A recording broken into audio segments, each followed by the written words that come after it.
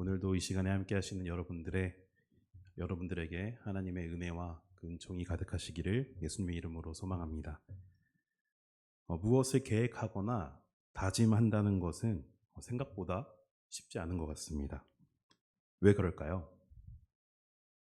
무언가를 계획하고 다짐하면 이것을 꼭 지켜야겠다라는 부담감이 있기 때문입니다.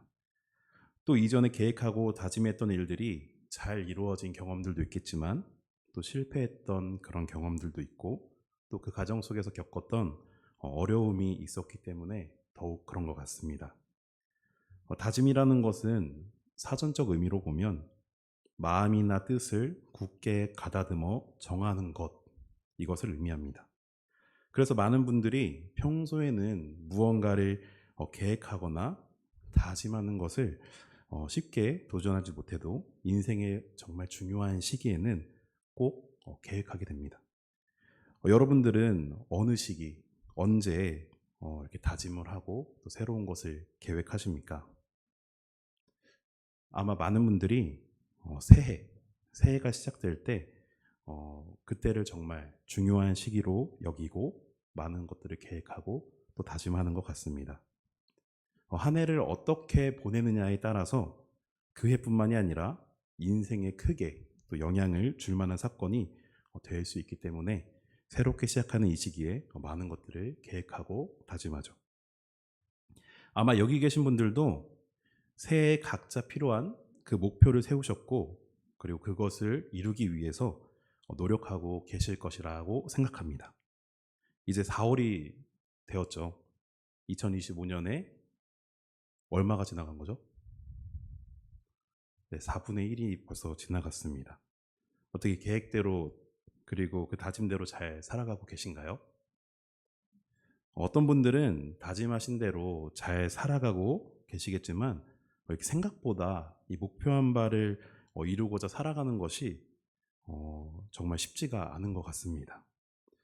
그런데 모두에게 사실 주어지는 시간은 같죠. 1년 365일이라는 이 똑같은 시간이 다 주어지지만 누군가는 이 목표한 바를 이루는 사람도 있고 그리고 달성하기 위해서 또 노력하고 계실 것이고 또 그렇지 못한 사람도 분명히 있습니다. 목표를 달성한 사람의 삶을 보면 어떨까요? 이전과는 완전히 다른 어떤 비약적인 삶을 살아가게 되는 것은 아닙니다. 그러나 한 걸음 한 걸음씩 앞으로 나아가면서 더 나은 내일을 발견하게 되고 그 사람을 무수히 성장하게 하는 그런 시간이 되는 것이죠. 그러나 같은 시간이 주어졌지만 어제와 다를 바 없이 하루하루를 살아가고 또 계속해서 똑같은 삶을 살아가는 이들은 전자의 경우와는 다르게 계속 한 자리에 머물러 있을 것입니다. 그런데 시간이 많이 흐른 뒤에 보면 전자의 경우는 정말 많이 앞으로 나아가 있는데 후자의 경우는 그 자리에 서 있는 게 아니라 오히려 뒤로 밀려나 있는 모습을 발견하게 되는 것 같습니다. 그래서 중요한 시기에 목표를 잘 계획하고 또 다짐해서 그것을 달성하기 위해 모두가 애쓰고 또 그렇게 살아가는 것 같습니다. 그렇다면 우리에게 제일 중요한 시기가 언제일까요? 앞서 나누었던 것처럼 새해가 시작될 때 이때가 가장 중요한 시기일까요? 새해도 분명 의미 있고 중요한 시기이지만 그리스도인으로서 또 거듭나기에 애쓰는 우리에게는 또 결코 새해를 가장 중요한 시기다라고 보기에는 조금 어려울 것 같습니다. 그렇다면 언제가 우리에게 가장 의미를 가져다 주고 실제적인 삶에 영향을 주는 시기일까요? 저는 그 시기를 바로 사순절, 바로 이 기간을 정말 우리에게 중요한 시기다라고 생각했습니다.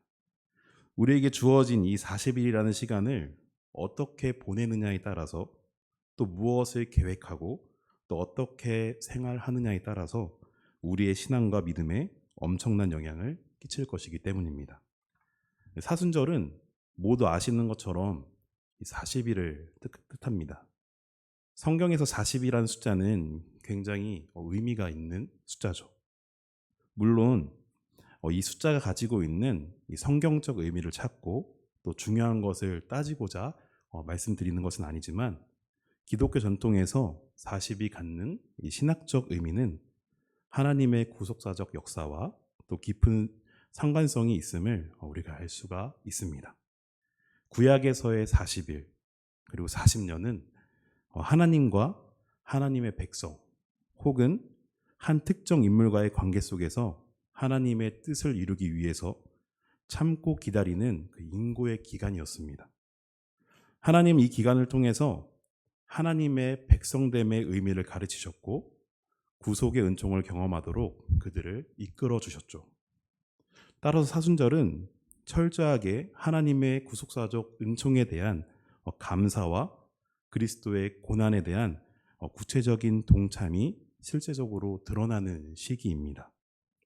이 사순절 기간을 통해서 그리스도의 고난에 동참함으로써 하나님의 자비와 그리고 은총을 경험할 수 있는 아주 중요한 시간인 것이죠.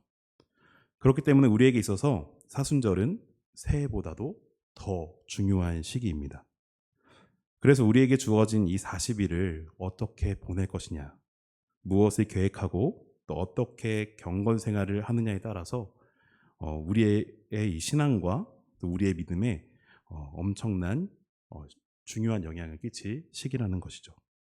그래서 오늘 이 시간에는 성경 속에서 이 의미 있는 40일을 보냈던 그 이들의 그 시기를 어떻게 보냈는지 그리고 그에 따른 결과가 어땠는지 함께 살펴보면서 우리가 보내야 할 사순절의 방향을 함께 나누고자 합니다. 첫 번째는 모세와 이스라엘 백성들이 보낸 40일입니다. 출애굽기 24장 12절을 보면요.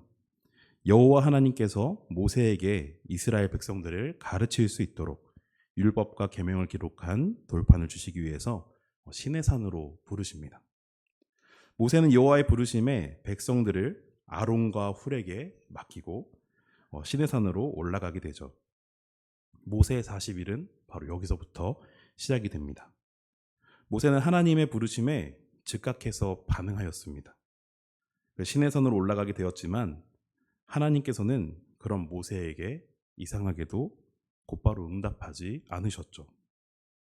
출애굽기 24장 16절을 보면 엿새 동안 구름이 산을 가렸다라는 말씀이 있는 것으로 보아 하나님께서 모세가 산을 오르고 나서 6일 동안이나 아무런 응답을 하지 않으셨다는 것을 우리가 알 수 있습니다. 일반적으로 생각한다면 하나님께서 모세를 부르셨고 그 부름에 즉각 응답했기 때문에 하나님의 음성이나 인재하심이 모세에게 바로 나타날 것이라고 생각이 되지만 하나님께서는 전혀 우리의 생각과 다르게 전혀 반응하시지 않으셨습니다. 오히려 모세에게 6일이라는 긴 침묵의 시간을 주신 것이죠. 6일의 침묵의 시간을 주셨다는 것은 7일이 되었을 때 하나님께서 응답하셨구나라는 것을 우리가 짐작해 볼 수 있는데요. 모세가 그 6일이라는 시간 동안 대체 무엇을 했기 때문에 하나님께서 그 7일째 응답을 해주셨을까? 이렇게 한번 생각해 보게 됩니다. 오늘 말씀에는 모세가 그 기간 동안에 기도를 했다든지 아니면 여호와 하나님과 교제를 했다는 등 어떤 이런 말씀이 전혀 기록되어 있지는 않습니다. 그러나 모세는 분명히 6일 동안 쉼없이 기도하고 또 묵상하고 자신과 이스라엘의 모습을 되돌아보는 것에 시간을 할애했을 것입니다. 신명기 9장 9절 말씀을 보면 우리가 어느 정도 알 수 있는데요. 신명기 9장 9절 말씀을 한번 함께 읽어보도록 하겠습니다. 함께 읽겠습니다. 그때 내가 돌판들 곧 여호와께서 너희와 세우신 40주 40야를 산에 머물며 떡도 먹지 아니하고 물도 마시지 아니하였더니. 아멘. 모세는 금식하며 이 기간을 기도하며 보냈습니다.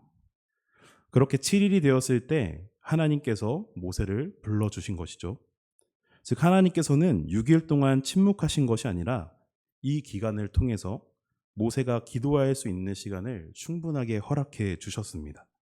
이 과정을 통해서 하나님께서 말씀하신 계명을 듣고 또 이스라엘 백성들을 가르칠 수 있는 자로 준비시키신 후에 불러주신 것이죠. 이를 통해 우리가 알 수 있는 것이 무엇이 있겠습니까? 하나님은 하나님의 계획 속에서 준비된 자를 사용하신다라는 것입니다. 사람의 생각으로는 하나님께서 부르셨을 때 즉각 응답하여 순종하면 당연히 주님께서 불러주셨으니까 주님께서도 우리에게 바로 응답해 주실 것이다 라고 생각이 들지만, 하나님께서는 우리의 생각을 뛰어넘어서 우리가 준비되어 있을 때 응답하신다는 것을 이 말씀을 통해서 우리가 알 수가 있습니다. 모세는 40일이라는 짧다면 짧고 길다면 긴 시간 동안 기도하고 묵상하면서 하나님과 교제했고, 또 그로 인해서 하나님께서 계획하신 대로 이스라엘 백성을 가르칠 수 있는 자로 세워주시고, 또 율법과 계명을 기록한 이 돌판을 모세에게 주셨습니다. 사랑하는 성도 여러분, 우리 또한 우리에게 주어진 이 시간 가운데 모세와 같은 준비된 자로 세워지기를 소망합니다. 하나님의 때를 기다리며 인내하고, 또 그 기간 동안 모세와 같이 기도하고 또 묵상하고 하나님의 음성을 듣고, 또 그 음성에 순종할 수 있는 자로 변화되고 주님의 계획대로 쓰임받을 수 있도록 준비되어가는 저와 여러분이 되시기를 예수님의 이름으로 소망합니다. 그런데 모세가 이 시내산에 올라간 이 40일 동안 완전히 반대되는 모습을 보여주는 이들이 있습니다. 누구이죠? 이스라엘 백성들입니다. 40일 동안 금식하며 기도하였던 모세와는 달리 이스라엘 백성들은 굉장한 불안감에 휩싸여 있었죠. 출애굽기 32장 1절 말씀을 우리가 함께 한번 읽어보도록 하겠습니다. 함께 있습니다. 백성이 모세가 산에서 내려옴이 더딤을 보고 모여 백성이 아론에게 이르러 말하되, 일어나라, 우리를 위하여 우리를 인도할 신을 만들라. 이 모세 곧 우리를 애굽 땅에서 인도하여 낸 사람은 어찌 되었는지 알지 못함이니라. 아멘. 이스라엘 백성들은 모세가 40일이 되도록 시내산에서 내려오지 않으니까 조금씩 동요하기 시작했습니다. 그리고 굉장한 불안감에 휩싸였죠. 그 결과 백성들이 최악의 선택을 하게 되는데요. 그것이 무엇이었죠? 아론에게 자신들을 인도할 신을 만들어 달라고 요구하였습니다. 분명 이스라엘 백성들은 하나님의 인도하심으로 출애굽하고 하나님의 보호하심으로 긴 광야 생활을 이어갈 수가 있었는데, 하나님을 의지하지 못한 채 이러한 선택을 내리게 되었습니다. 왜 그랬을까요? 이스라엘 백성들은 눈에 보이는 것에 의지했기 때문에 그렇습니다. 지도자였던 모세는 시내산에 올라 40일 넘도록 보이지 않고, 또 광야 생활 중에 구름 기둥과 불 기둥으로 하나님께서 임재하셨음을 눈으로 계속해서 확인할 수 있었던 이스라엘 백성들이었는데, 그 구름 기둥과 불 기둥마저 어디로 갔습니까? 하나님의 영광이 모세가 시내산에 올라가자 같이 시내산으로 옮겼다라는 말씀이 있습니다. 이스라엘 백성들과 함께하던 모세도, 또 하나님의 임재하심도 바로 눈앞에 보이지 않고 그들을 떠나게 되니 점점 불안해지고, 그 불안함은 두려움으로 바뀌고, 또 이스라엘 백성들을 우상을 섬기게 하는 그런 마음을 갖게 하는 계기가 되었습니다. 그런데 생각해 보겠습니다. 모세는 그렇다고 치지만 하나님께서 구름 기둥과 불 기둥을 옮기셨다고 해서 하나님께서 이스라엘 백성을 그 당시에 떠난 것이었을까요? 저는 아니라고 생각합니다.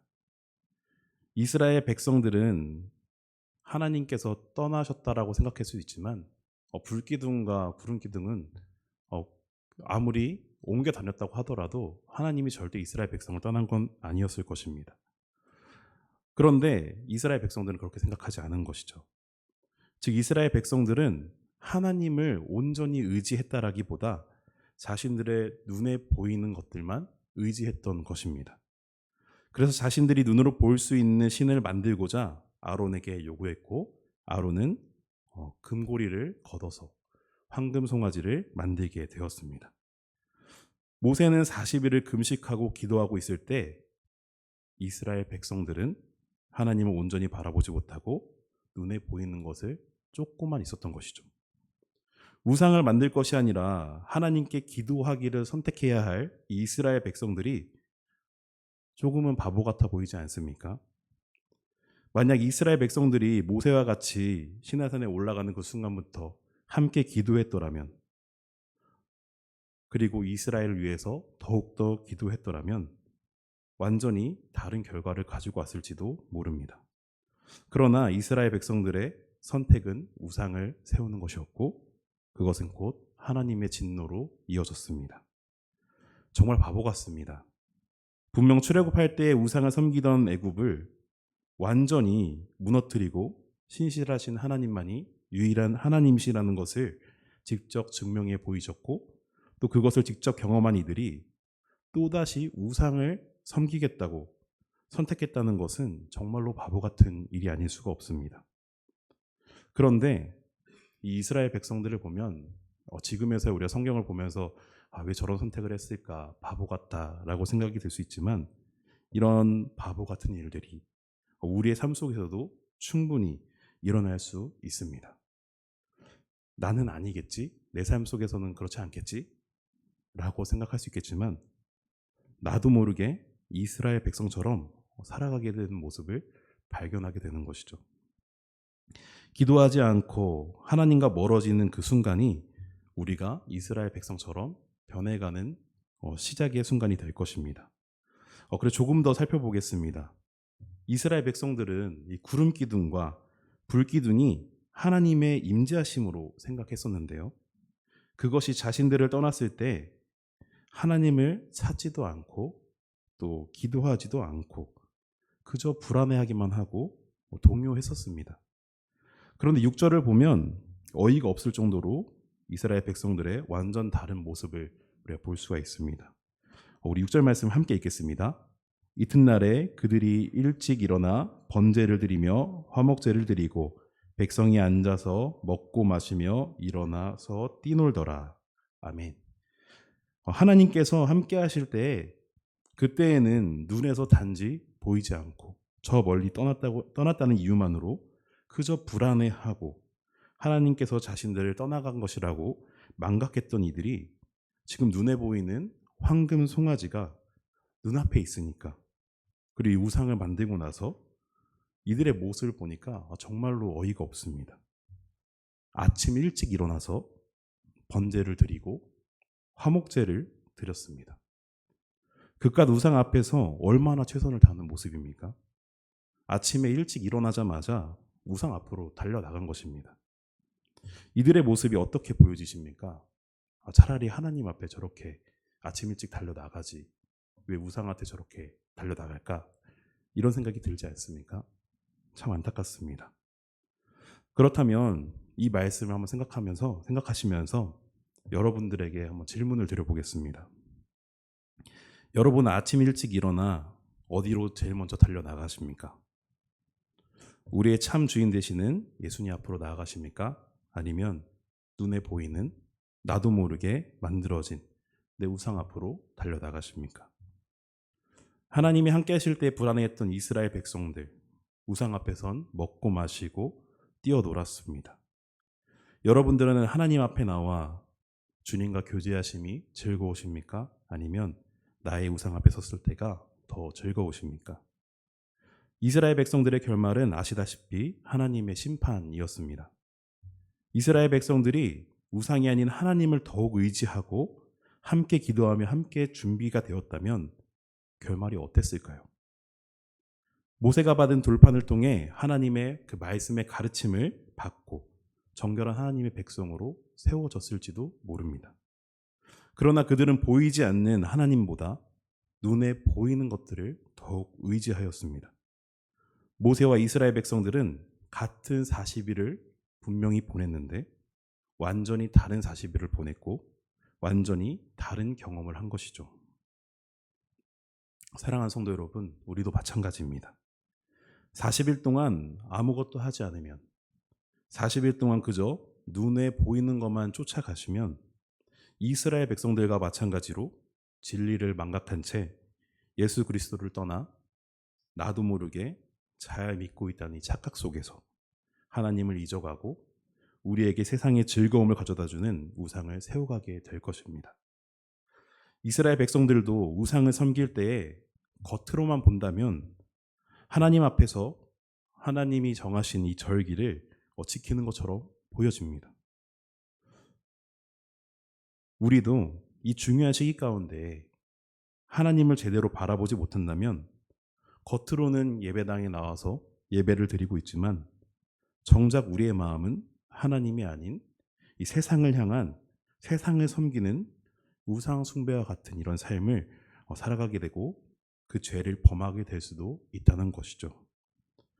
사랑하는 성도 여러분, 40일 중 이 사순절 기간이 정말 며칠 남지 않았지만 우리에게 주어진 이 시간을 어떻게 보내느냐에 따라서 모세처럼 하나님의 부르심과 그 음성을 듣고 하나님의 계획 속에서 쓰임받기에 준비되는 그런 시간이 될 수도 있고, 반대로 이스라엘 백성들처럼 하나님께서 함께 하심에도 불구하고 그것을 망각한 채 눈에 보이는 것만 따라 그것을 따라가는 허망한 시간을 보내게 될 수도 있습니다. 따라서 우리의 중재자 되시는 예수 그리스도를 의지하시고 또 주님과 동행하시고 기도하며 준비되는 저와 여러분이 되시기를 예수님의 이름으로 소망합니다. 두 번째는 12명의 정탐꾼들에게 주어진 40일의 시간입니다. 민수기를 보면, 민수기 13장을 보면 하나님께서 모세에게 가나안 땅을 정탐하라고 말씀하십니다. 이번에도 역시 모세는 하나님의 음성에 반응하고 순종해서 각 지파의 지휘관을 정탐꾼으로 세우고 소집하여 가나안 땅으로 보내게 됩니다. 정탐꾼들에게 그곳이 어떤 땅인지, 거민들은 어떤지, 토지는 비옥한지 메마른지 여러 가지 중요한 정보를 파악하는 임무를 주었죠. 그렇게 가나안 땅을 정탐하기 위해서 보내진 정탐꾼들은 함께 임무를 수행하며 무려 40일이라는 시간을 보내고 다시 돌아오게 됩니다. 여기서 문제 드리겠습니다. 가나안 땅을 정탐한 정탐꾼들은 총 12명이었는데요. 이들이 똑같은 것을 보고 돌아왔을까요? 아니면 서로 다른 것을 보고 돌아왔을까요? 네, 똑같은 것을 보고 돌아왔습니다. 현실적으로 생각해 보면 서로 시선은 조금씩 다를 수 있겠죠. 그래서 조금은 다르게 보았을 수도 있지만 모세가 준 임무를 착실하게 수행했고 그 기준에 맞는 것을 보고 왔을 테니 똑같은 것을 보고 왔다고 해도 무관할 것입니다. 그런데 돌아오고 나서 이들의 보고가 어떻습니까? 12명이 다 같은 이야기를 합니까? 아닙니다. 서로 다른 이야기를 합니다. 10대 2로 다른 보고가 들어가는 것이죠. 똑같은 것을 보았는데도 서로 의견이 달랐습니다. 이들은 같은 것을 보았는데 왜 보고한 내용이 서로 달랐을까요? 조금 설명하기 위해서 민수기 13장 19절 말씀을 보면 모세가 가나안 땅이 좋은지 나쁜지를 정탐할 것을 명령하는데요. 그 명령한 이유는 단순히 그 땅이 경제적으로 이득이 되는 땅인지 아닌지 그 여부를 알아오라는 의미처럼 보여지지만 사실은 그게 아니었습니다. 경제적인 상황 이외에도 가나안 땅에 대한 어떤 도덕적인 상태나 영적인 상태까지 살피고 오라는 의미가 함축되어 있는 것이죠. 땅이야 눈으로 보고 판단이 가능하지만 그들의 도덕적인 상태나 이런 영적인 상태는 눈으로만 보기에 판단이 어렵죠. 저는 이 부분이 정말 중요하다고 생각을 합니다. 12명의 정탐꾼들이 분명 가나안 땅이라는 같은 장소를 정탐하고 같은 40일이라는 시간을 보냈지만 어떤 시선으로 어떻게 바라보았는지가 또 그리고 어떤 마음으로 정탐하였는지가 그들의 이런 보고의 차이를 만들었다라고 생각합니다. 10명의 정탐꾼들은 그 아낙 자손이라는 두려운 존재 앞에 눈으로 본 것을 기반으로 판단하였지만 여호수아와 갈렙은 가나안 땅을 바라볼 때 눈으로만 보고 판단하는 것이 아니라 하나님이 보시기에는 어떠하실지 그것을 최종적인 판단의 근거로 삼았습니다. 10명의 정탐꾼은 눈으로 당연히 그 거대한 아낙 자손들을 보았으니 두려울 수밖에 없겠죠. 왜 그렇습니까? 그들과 자신들이 싸워야 된다라고 생각을 했을 것 같습니다. 그런데 여호수아와 갈렙은 정말 하나님께서 우리에게 주시기로 하신 이 땅이 어떤지 그것만 정탐했을 뿐, 안악자손은 그들에게 아무런 문제가 되지 않았던 것입니다. 사랑하는 성도 여러분, 우리는 사순절 이 시간 동안 모두에게 공평한 24시간이라는 시간이 주어졌습니다. 우리가 이 시간을 보내면서 모세처럼 기도하고 묵상하며 또 하나님과 교제하는 것도 정말 중요하지만 또 한 가지 더 중요한 것이 있습니다.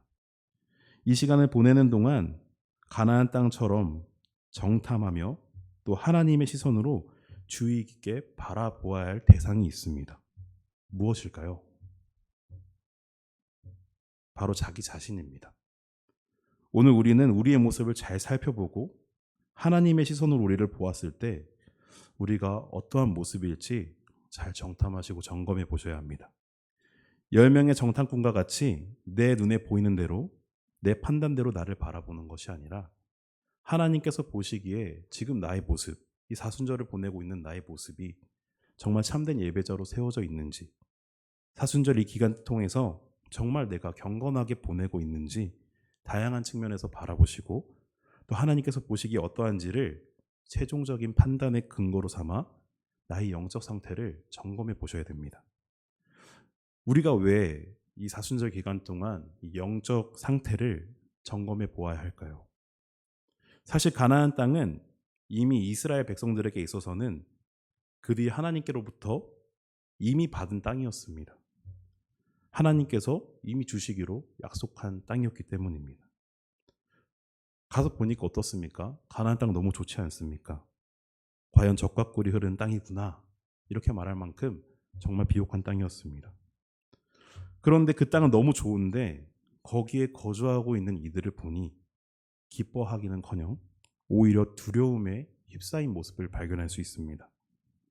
아니 이미 하나님께서 주시기로 한 건데 왜 두려운 것이죠? 거기에 누가 살고 있다 한들 하나님께서 주시겠다는데 왜 두려운 것입니까? 두려운 이유는 하나입니다. 그들이 젖과 꿀이 흐르는 땅을 보았어도 절망하고 낙담한 이유는 하나님께서 그 견고한 성읍들을 무너뜨리시고 그 가운데 살고 있는 가나안 족속들을 무찌르실 것이라는 그 믿음이 없었기 때문입니다. 우리가 이 사순절 기간 동안 기도하고 묵상하며 우리의 영적인 상태를 정탐하고 점검해야 하는 이유는 하나님께서 내게 주신 이 가나안 땅과 같은 축복을 내 기준에서 판단하여 오히려 축복이 아닌 두려움과 절망으로 받아들일 수 있기 때문입니다. 모세처럼 기도하여 하나님의 부르심을 듣고 또 음성을 들은다 할지라도 사람의 지혜로는 이해할 수 없는 하나님의 음성이 들려질 수도 있고 또 하나님의 방법이 우리에게 보여졌을 때 그것을 믿음으로 신뢰하지 못하고 믿음으로 순종하지 못한다면 그것은 아무 소용이 없는 것을 넘어서 하나님께서 우리에게 아무리 축복을 해주려고 하셔도 이것이 축복이 아닌 두려움과 불안함으로 다가올 수가 있는 것이죠. 마치 안악 자손들처럼요. 우리의 영적 상태가 10명의 정탐꾼이 아닌 여호수아와 갈렙 같기를 예수님의 이름으로 소망합니다. 우리가 살아가는 이 시대 가운데 현실적으로는 안악 자손과 같은 거대한 장벽을 우리 두 눈으로는 볼 수가 없죠. 하지만 이 안악 자손들보다 더욱 거대하고 무서운 사단의 세력이 여전히 우리의 삶 구석구석 세워져 있습니다. 그러나 그 두려움 앞에 지레 겁먹지 마시고 남은 사순절 기간 동안 주님을 온전히 신뢰하고 그 십자가의 길에 동참하여서 나를 위해 예비하시고 또 나를 통해 이루실 것을 신뢰하며 순종하며 나아가는 저 여러분이 되시기를 예수님의 이름으로 소망합니다. 마지막 세 번째는 예수님께서 성령에 이끌리셔서 마귀에게 시험을 받으러 광야에 가셨던 40일의 시간입니다. 첫 번째와 두 번째는 40일 기간 동안 어떻게 지내는 것이 유익할까 이것을 나누었다면 세 번째는 40일이 지난 이후에 어떻게 지내는 것이 유익할까를 나눠보고자 합니다.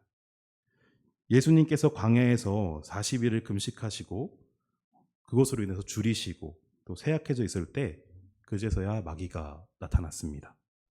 그 마귀로부터 3가지 시험을 당하셨는데 알고 계시는 것처럼 첫 번째 시험은 돌들을 떡덩이가 되게 해서 줄였던 것을 해결하는 것이었고, 두 번째는 예루살렘 성전 꼭대기에서 세워두고 하나님의 아들이면 뛰어내려서 천사의 보호를 통해 하나님의 아들이심을 증명해 보라고 유혹하였고, 세 번째는 높은 산으로 데리고 가서 천하 만국과 그 영광을 보여주면서 자기에게 절하기만 하면 이 모든 것을 주겠다고 예수님을 시험하였습니다. 이 3가지가 의미하는 바가 무엇입니까? 첫 번째는 육체적 차원의 시험이었고, 두 번째는 정신적 그리고 명예적 차원의 시험이었고, 세 번째는 영적 종교적 차원의 시험을 의미합니다. 예수님께서 가장 힘드시고 쇠약하실 때 가장 나약해질 수 있는 부분, 가장 넘어지기 쉬운 부분을 가지고 마귀는 예수님을 시험한 것이죠. 그런데 예수님께서는 이 모든 시험을 무엇으로 이겨내셨죠? 네, 말씀으로 이겨내셨습니다. 예수님께서는 신약 성경에 새롭게 기록될 만한 예수님만의 말씀으로 마귀를 대적한 것이 아니라 이미 구약 성경에 기록되어 있는 신명기의 말씀으로 마귀를 대적하고 승리하였죠. 너무나도 잘 아시는 말씀이죠. 그런데 그럼에도 불구하고 제가 마지막 3번째 파트에 예수님께서 시험당하신 이 40일 이것을 가지고 여러분들과 나누는 이유는 예수님께서 40일 동안 줄이시고 쇠약해졌을 때 마귀가 찾아왔던 것처럼 우리 또한 가장 쇠약해져 있을 때 곧바로 시험이 찾아올 수 있기 때문입니다. 혹시 40일 지금 금식하고 계신 분이 계실까요? 네, 아무도 없으시죠? 아마도 대부분의 많은 분들이 금식을 하고 계시지는 않을 것 같습니다. 그래서 예수님처럼 줄이거나 몸이 육체적으로 굉장히 쇠약해져 있는 상태는 아니실 것 같아요. 그런데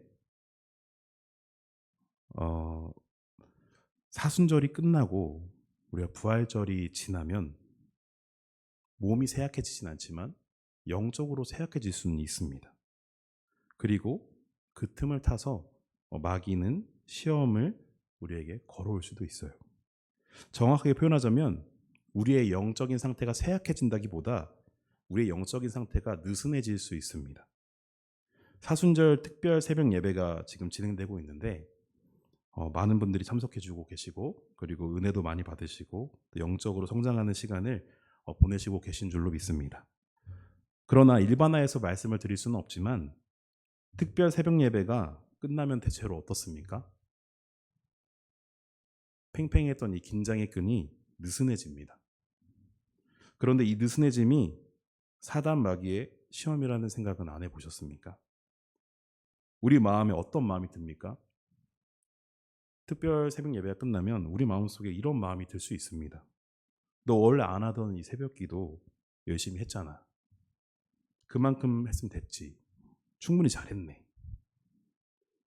그 기간 동안 너 되게 많이 힘들었잖아. 이제 좀 쉬어도 되는 거 아니야? 혹시 이런 마음 드신 적 없으십니까? 일반화하는 건 아닙니다. 예전에 제가 그랬습니다. 제가 특별 새벽 예배를 이렇게 꼬집어서 말씀을 드렸지만 이 특세 기간이 아닐 때에도 새벽 예배에 잘 참석하신 분들에게도 분명히 어떠한 마음가짐이나 무언가 느슨해짐을 분명하게 느끼실 것입니다. 그리고 사단은 그것을 절대 놓치지 않습니다. 그것을 통하여서 우리를 시험하고 유혹하고 또다시 무너뜨리기 위한 계획을 시작하는 것이죠. 사랑하는 성도 여러분, 예수님께서는 인간의 몸으로 40일을 금식하심으로 굉장히 육체적으로 힘드실 그때에 정말 쇠약해져 있는 그때에 사단 시험을 받았지만 육체는 약했지만 육체는 쇠약했지만 승리할 수 있었던 이유는 영적으로 그 어느 때보다 강건하셨고 그리고 그 말씀으로 대적했기 때문입니다. 우리 또한 이 주어진 시간을 통해서 영적으로 더욱 단련되고 또 강건하게 세워나가서 그 어떤 시험이 찾아와도 믿음으로 승리하는 저와 여러분이 되시기를 예수님의 이름으로 소망합니다. 네, 말씀을 빨리 정리하겠습니다. 시간이 많이 되었네요. 우리는 오늘 우리의 삶에 하나의 중요한 사건이 될 수도 있는 이 사순절 기간을 보내고 있습니다. 사순절 기간을 그저 그렇게 보내고 계셨더라면 오늘 예수님 앞에 결단하시고 다짐해 보시기를 바랍니다.